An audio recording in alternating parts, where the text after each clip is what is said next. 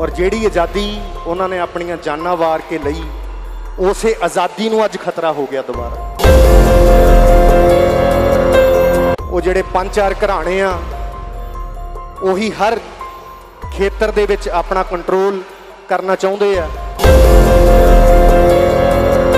पंजाब नाल हमेशा ही मतरेई मां वर्गा सलूक केंद्र ने कीता। दिल्ली नूं फिकर रहिंदा कि जे ये थोड़े जे सुखी हो गए, सौखे हो गए, साडे गले नूं हत्थ पाउणगे। क्योंकि किन्नियां कौमां ने जिहड़ियां उत्थे जाके अपने हक्कां दी गल करदियां, उन्हां च पंजाब सब तो मोहरी आ और पंजाब नूं सब तो ज़्यादा दबाया जांदा। पर इस वारी उन्होंने पंगा गलत कौम नाल ले लिया।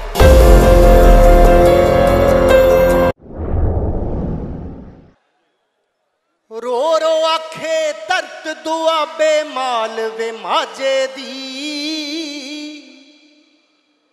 ओए अज लोड़ देश नूं भगत सिंह ते वीर सराबे दी। अज लोड़ देश नूं भगत सिंह ते वीर सराबे दी। बेरोजगारी दी अग विच जवानी सड़ चली, ओए वेच जमीना और रोटी लभण जहाजे चढ़ चली। बई हट घेर लई बाबर ने फिर नानक बाबे दी। ओए अज लोड़ देश नूं भगत सिंह ते वीर सराबे दी। अज लोड़ देश नूं भगत सिंह ते वीर सराबे दी। मंगला जेड़ा करदा ए विश्वास भगत सिंह दा, हर उस गभरू दे दिल अंदर वास भगत सिंह दा। क्योंकि असली गल ये आ, वो भगत सिंह वो सराबे उन्होंने नहीं आना दोबारा। जिहड़ा यकीन करदा है भगत सिंह यही है, भगत सिंह तुसीं हो। क्योंकि भगत सिंह किसी बंदे का नाम नहीं, भगत सिंह एक सोच का नाम आ, एक विचारां का नाम आ। कि मंगला जेड़ा करदा ए विश्वास भगत सिंह दा, हर उस गभरू दे दिल अंदर वास भगत सिंह दा। बहुता देर न चलू सियासत जुल्म ते दाबे दी। ओए अज लोड़ देश नूं भगत सिंह ते वीर सराबे दी। बई अज लोड़ देश नूं भगत सिंह ते वीर सराबे दी।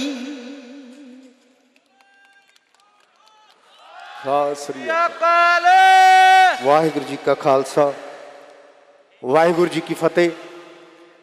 अज असीं शहीद भगत सिंह होरां दा जन्मदिन भी मना रहे हैं और इस संघर्ष दे विच भी आपां सारे इकट्ठे होए हैं। और भगत सिंह की सोच की सी कि सरमाएदारी का खात्मा, जात पात का खात्मा, और जिहड़ी आज़ादी उन्होंने अपनियां जानां वार के लई, उसे आज़ादी नूं अज खतरा हो गया दोबारा। क्योंकि हुण सरमाएदारी हावी हो रही है। वो जिहड़े 5-4 घराणे आ उही हर खेतर दे विच अपना कंट्रोल करना चाहुंदे आ। काफ़ी जगह ते कर चुके आ, हुण इधर किसानां वाल नूं आ गए। क्योंकि पंजाब नाल हमेशा ही मतरेई मां वर्गा सलूक केंद्र ने कीता। ये साडा इतिहास दसदा है। जदों आज़ादी लैनी सी उदों जानां वार नाले असीं सारियां तो ज़्यादा, ते बार्डर दे लड़न नूं असीं, ते जदों पंजाब नूं पंजाब दे हक्कां दी गल आउंदी आ जां पंजाब नूं कुछ देण दी गल आउंदी आ तां उत्थे बिल्कुल ही हत्थ घुट लिया जांदा। क्योंकि इहदे च वड्डा कारण यही है कि पंजाबी एक अगे वधू कौम है। साडे चों बड़े बड़े बड़े बंदे पैदा होए आ और बड़े बड़े बड़े अहुदियां ते बैठे आ। ये हमेशा ही दिल्ली नूं फिकर रहिंदा कि जे ये थोड़े जे सुखी हो गए, सौखे हो गए, साडे गले नूं हत्थ पाउणगे। क्योंकि किन्नियां कौमां ने जिहड़ियां उत्थे जाके अपने हक्कां दी गल करदियां, उन्हां च पंजाब सब तो मोहरी आ और पंजाब नूं सब तो ज़्यादा दबाया जांदा। सो अज लोड़ आ इकट्ठे होण दी। ये गल जिद्दां पहलां ही कहा गया कि गल होंद दी आ, साडी होंद दी गल आ। तुहाडे चों बहुत जाने कनेडा अमेरिका गए होणगे, बाई हरभजन मान होनी बैठे आ, तो बहुत देर उत्थे रहे भी आ। सो उत्थे ना एक रैड इंडियन ने, रैड इंडियन, सो उन्हां दा मैं म्यूजियम भी जाके देखिया। अपने वर्गा ही उन्हां दा सारा जिहड़ा पुराना इतिहास आ, अपने वांगू ही इदां ही मुर्गे मरगे पाल लेने, इदां ही खेती करते सी। वो जिहड़े मुल्क ने वो वैसे उन्हां दे ने, शुरू तो वो ने, पर उन्हां नूं फैसिलिटियां इन्नियां देतियां उन्हां ने कि इस कौम नूं खत्म कर दो, इन्हां नूं पेंशनां ला दो, है ना। वो जे सड़क के विचाले तुरिया जाता होवे, कोई गड्डी उहनूं हॉर्न नहीं मार सकती, उहदे पिछे पिछे जाऊ। इहो जे कानून उन्हां लई बनाते। सो उन्हां नूं कमले करता, काम करनों हटाता। वो बस सवेरे उठ के अपना नशा नुशा कर लेंदे आ। गल की कि नस्ल खत्म करती हौली हौली। उही कुछ तुहाडे नाल होण जा रहा। ये होंद खत्म करन दी गल आ। कल्ले मुੱਲ ते ना जाओ, थोड़ी देर लई तुहानूं मुੱਲ भी वो, क्योंकि उन्हां दा पक्ष ही ये है कि असीं तां जी वधाता, ये तां वध विकिया करू और खेतां चों चक्किया करांगे फसलां। पर एक लॉलीपॉप आ, एक सोने का चमचा दिखा के हौली हौली काम करनों तुहानूं हटा देणगे, आदतां नहीं रहणियां और बिल्कुल नस्ल नूं खत्म कर देणगे। ये बिल्कुल ही होंद दी गल आ। सो अज इहो जे जिहड़े काले बिल साडे ते लागू होए आ, जिद्दां अगे दीयां जिहड़ियां भविख दीयां योजनावां लखे बाई होरां ने वो बड़े वधिया तरीके दे नाल तुहानूं दस्सियां, क्योंकि वो चाहुंदे ही आ कि होंद खत्म होवे पंजाबियां दी और इक्को ही नेशन इत्थे होवे और उही बोली होवे। तां ही साडी बोली ते भी हमले हो रहे आ, क्योंकि इन्हां दी नीति ही ये आ कि जिन्नियां वध कौमां होणगियां, जिन्नियां बोलियां होणगियां, कोई ना कोई इत्थे संघर्ष उठदा रहूगा, किसी ना किसी ने अपने हक्कां दी गल करदी रहनी है। सो इसे करके एको ही कर दो, सारा एको ही राष्ट्र कर दो।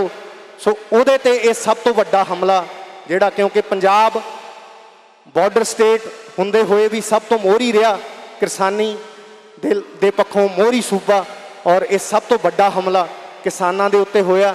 और अज इत्थे मैं तो यही समझदा कि कोई गाउण वाले नहीं बैठे, असीं गाउण वाले तां बाद च, है ना। अजकल ये काम वैसे चंगा हो गया कि किसानां दे मुंडे ही गाउण वाले आ, पहला नहीं सी हुंदे। सो असीं किसान पहला वां। मैं तो हुण भी 5-7 दिनां च जे किते गेड़ा ना मार लवां खेत दा, है ना, तो एक दिल नूं कुछ ना कुछ घाट जी हुंदी रहिंदी है कि कोई ना कोई कमी है ना। वो सुकून नहीं मिलता, क्योंकि साडियां रगां दे विच वो खून जो साडे विरसे चों आया होया, असीं पले उन्हां गलियां दे विचों आ और सानू वो सुकून भी उत्थे जाके ही मिलता, है ना, जिथे बंदा जम्मिया पलिया होवे और जमीन साडी माँ है। और सब तो ज़्यादा दर्द इसे करके मैनू लगदा जिहड़े किसान दे पुत्त आ, किसानां नू, है ना, क्योंकि असीं माँ का दर्जा दिंने आ। असीं साडे लई सिर्फ साडे खेत नहीं है, साडी माँ है।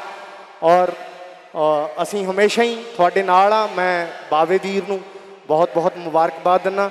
और वैसे तो यह फर्ज भी आ, मैं समझदा, पर चंगे काम की मुबारकबाद देनी बनती है। सो बहुत ही चंगा काम बावे होरां ने जिहड़ा ये मोढा लाया तुहाडे नाल। बाकी माझे दे जिहड़े लोग आ वो जुझारू लोग आ हमेशा ही। सो उसे तुसीं अपने इतिहास नू कायम रखियो और इस संघर्ष दे विच आपां सारिआं ने इकट्ठे होके इस तरह जिन्नी देर इहदा कोई हल नहीं निकलदा, क्योंकि ये लड़ाई थोड़ी लंबी चलण वाली आ एडी छेती, क्योंकि जिद्दी बहुत आ जिहड़ी सरकार आ ना, उन्हां दे कंन ते जूं नहीं सरकदी छेती। उन्हां नूं लगदा कि जो असीं करता बस उही ठीक आ, मुड़ के रौला पैंदा रहे, धरने लगदे रहण, आपे ही बोल बूल के चुप कर जाणगे। पर इस वारी उन्हां ने पंगा गलत कौम नाल लै लिया और ये वापस लैणे पैणगे जिन्ना देर साडे हक्कां दी राखी नहीं हुंदी। सत श्री अकाल। सो इस तरह चढ़दी कला च रहो, चढ़दी कला रखियो, क्योंकि संघर्ष लंबा है ना।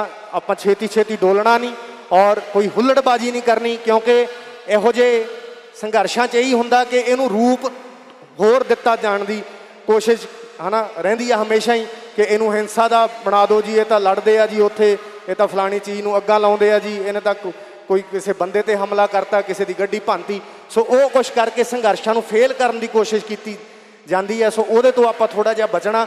और एक मैं साडे लीडरां नूं गुजारिश करदा जिहड़े साडे रहनुमाई कर रहे आ कि वो दिल्ली च जाके इहदी गल करन।